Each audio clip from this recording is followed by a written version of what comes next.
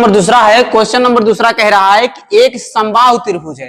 पहले जान लीजिए समबाहु त्रिभुज क्या होता है। समबाहु त्रिभुज वह त्रिभुज होता है जिसकी तीनों भुजा बराबर हो। त्रिभुज क्या होता है? जिसमें तीन भुजा दिया हो, जैसे समोसा।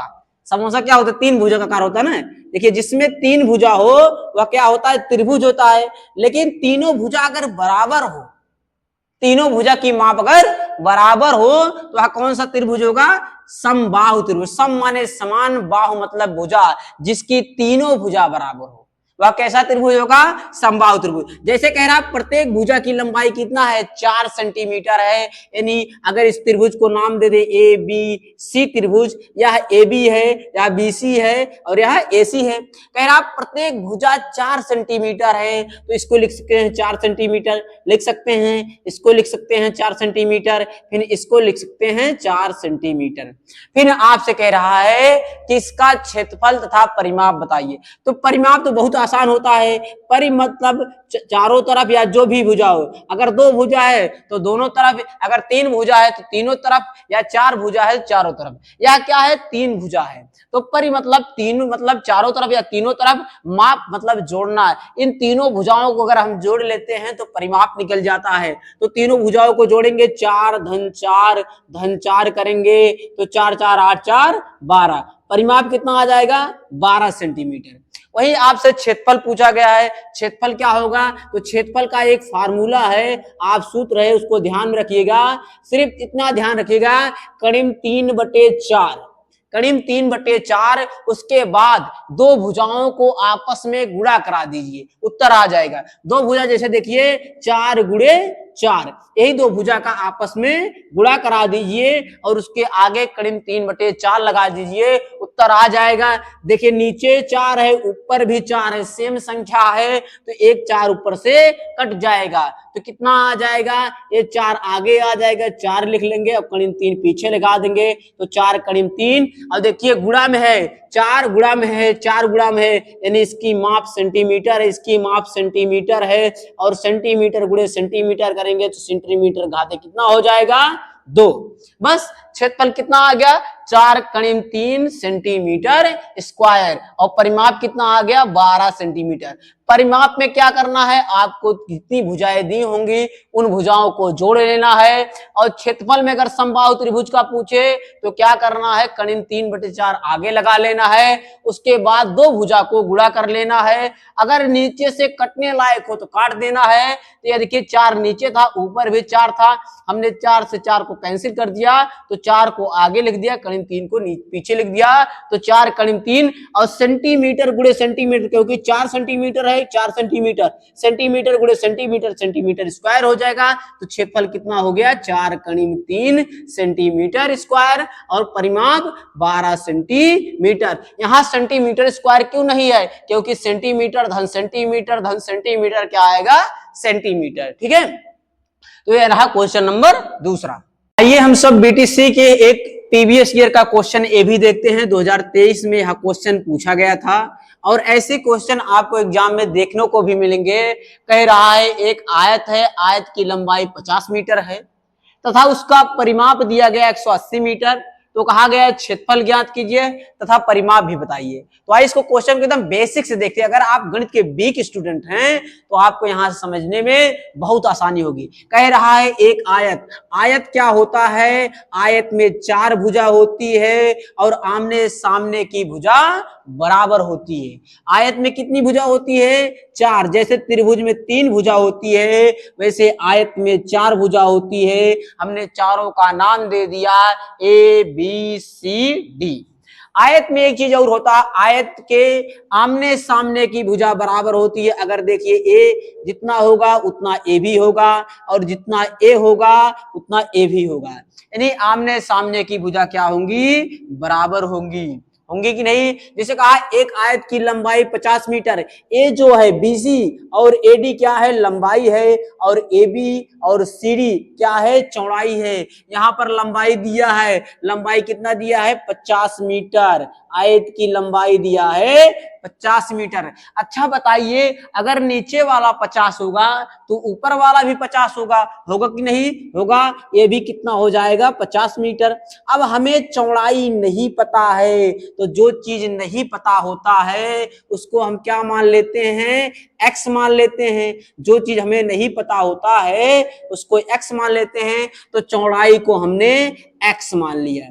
अब देखिए, अगर ये चौड़ाई x मीटर है तो यह भी x होगा, क्योंकि इसके सामने है और सामने की भुजा बराबर होती है, यह भी x मीटर हो गया। अब परिमाप कहा गया है, आपको परिमाप दिया गया है, और परिमाप मतलब होता है परि मतलब चारों तरफ, माप मतलब जोड़ना। चारों भुजाओं का योग करेंगे और किसके बराबर होगा? 180 मीटर के, क्योंकि परिमाप दिया गया है। तो आइए जोड़ते हैं। पहली भुजा 50 लिखे, फिर दूसरी भुजा 50 हमने लिखा, फिर एक x था उसको लिखा, फिर एक x था उसको लिखा। तो दोनों को जोड़ेंगे 50 50 100 हो जाएगा, और ax x दोनों जोड़ेंगे तो कितना हो गया? धन 2x। वैसे यहाँ परिमाप लिखा गया है, और परिमाप कितना है? 180 मीटर, यानी परिमाप के नीचे बगल में कितना लिख देंगे? 180। ठीक है। अब अंकों को एक तरफ लिखेंगे और चर x वाला जो है उसको एक तरफ लिखेंगे, तो 180। और ये देखिए यहां धन है, जब इस पार से उस पार जाएगा तो चिन्ह बदल जाता है। जैसे अगर यहाँ धन है तो इधर जाएगा ऋण हो जाएगा, अगर यहाँ ऋण होता तो इधर जाकर धन हो जाता है। चिन्ह में परिवर्तन होता है। जैसे आप एक जिला से दूसरा जिला जाते हैं तो नंबर चेंज हो जाता है, उसी प्रकार यहां से इस पार से उस पार जाएगा तो क्या होगा? चिन्ह में परिवर्तन। यहाँ धन छिपा है, इसके इस बगल जाएगा तो माइनस हो जाएगा, और -100 बराबर कितना? 2x। अब 180 में से 100 घटेगा तो मिलेगा 80। 80 बराबर कितना? 2x। 80 बराबर कितना? 2x। जो संख्या इधर गुणे में है इधर से उस पार जाएगी तो क्या होगी? बटे में हो जाएगी। तो कितना हो गया? 80/2, और इधर बचा सिर्फ x। x का मान कितना आएगा? 2 1 के 2, 2 चौके 8, 4 बार गया है, पीछे 0 बचा था लगा लिया हमने, तो x का मान मिला कितना? 40। x का मान कितना मिला? 40। यानी आयत की लंबाई कितनी, चौड़ाई कितनी है? 40 मीटर। ये 40 मीटर हुआ तो ये भी 40 मीटर, ये हमने निकाल लिया। अब आइए क्षेत्रफल निकालते हैं। क्षेत्रफल का फार्मूला नहीं पता है आपको तो कोई बात नहीं, क्षेत्रफल निकालने की हम टेक्निक बता देते हैं। दो भुजा को आपस में गुणा कराइए। किसकी भुजा को? देखिए, इन दो भुजाओं को आपस में गुणा करिए तो कितनी दो भुजाएं हैं? एक भुजा 50 है और एक भुजा 40 है। दोनों का गुणा कराएंगे, इसके भी पीछे 0, इसके भी पीछे 0, तो 0 को थोड़ी देर के लिए भूल जाइए। 5 का 4 में गुणा कराएंगे तो 5 चौके 20 हो जाएगा। और कितना 0 भूले हैं? 2 0, 2 0 पीछे लिखा देंगे तो कितना हो जाएगा? 2000। और यहाँ पर मीटर गुणे मीटर करेंगे तो कितना हो जाएगा?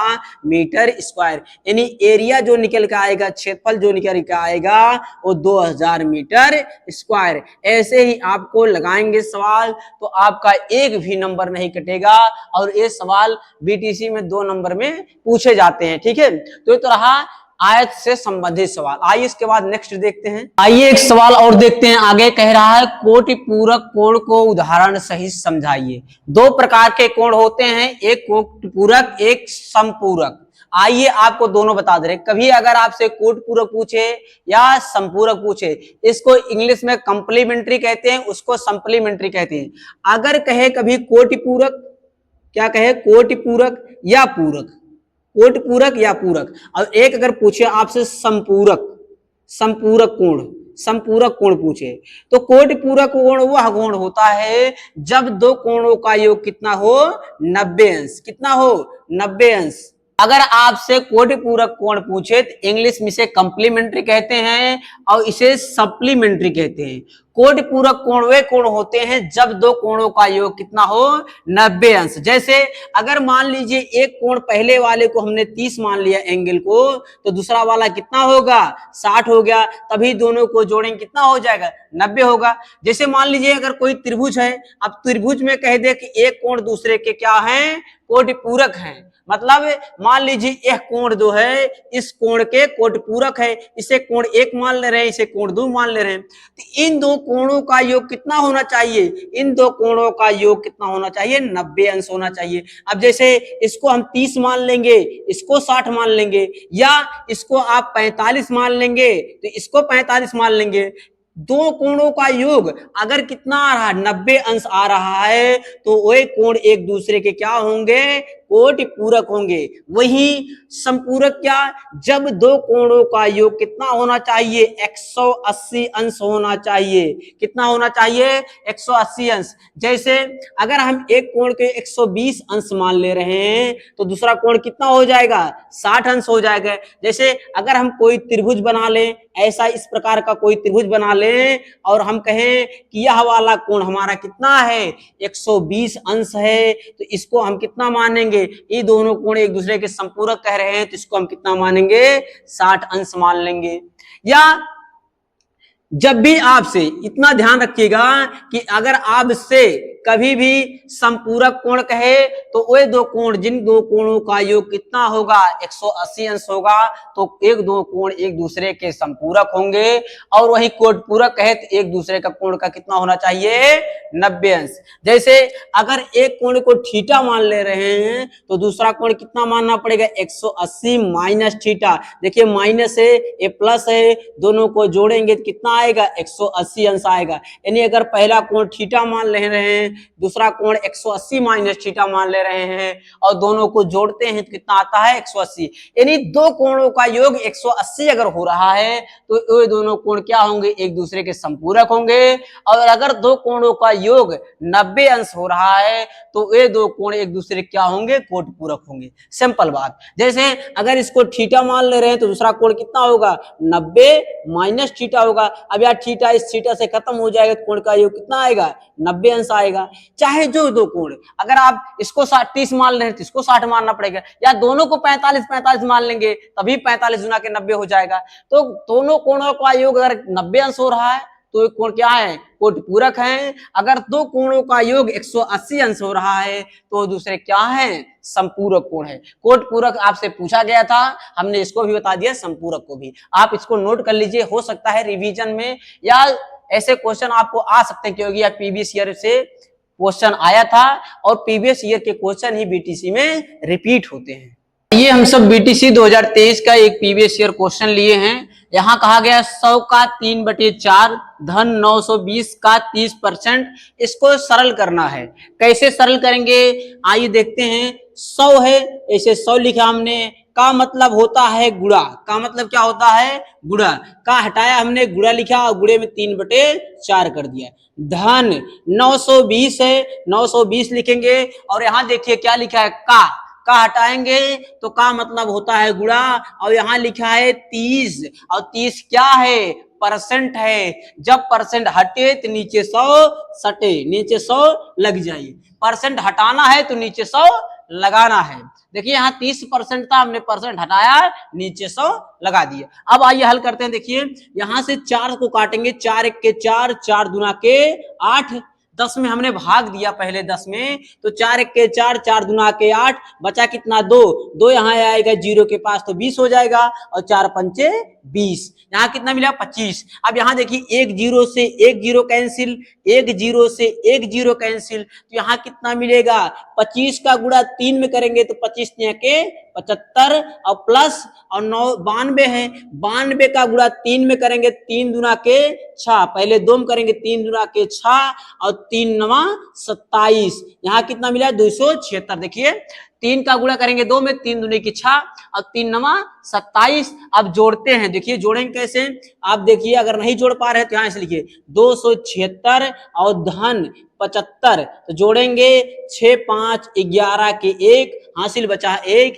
7 दूनी 14, 14 1 15 के 5, हासिल बचा 1 और 2 1 3, तो कितना आया जोड़ने पर, 351। तो हल किया हमने, जब सरल किया इसका उत्तर कितना मिला, 351। क्या करना है, जहां का लिखा है वहां पर गुणा का सिंबल, और जहां परसेंटेज है, परसेंटेज हटाएंगे तो नीचे 100 लगा देंगे। अभी देखिए यहाँ 1 0 था, यहाँ 1 0 था, गुणे में था और नीचे बटे में था, दोनों के जीरो को काट दिए। अब यहाँ 4 से भाग देंगे 100 में तो 25 बार जाएगा, 25 का 3 में, 25 तिया 75 और 92 का 3 में गुणा करेंगे 276। अब इन दोनों को जोड़ेंगे तो 351 मिलेगा। यही हमारा राइट जवाब हो जाएगा। ठीक है, एक सवाल और देखते हैं। कह रहा है यदि किसी वर्ग की एक भुजा 6 सेंटीमीटर है, एक वर्ग दिया है, आयत का होता है, आयत में आमने सामने की भुजा बराबर होती है, जबकि वर्ग में चारों भुजा बराबर होती है। क्या होती है? चारों भुजा। जैसे टाइल्स देखते हैं, टाइल में क्या होती है? चारों भुजा बराबर होती है।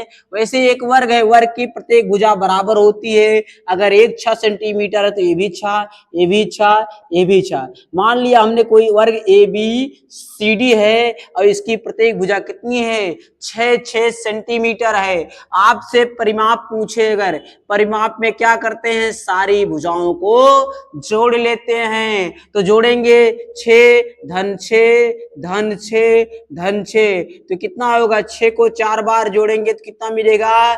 24। और सेंटीमीटर में भुजाएं दी गई हैं तो परिमाप हमारा कितना निकल गया? 24 सेंटीमीटर।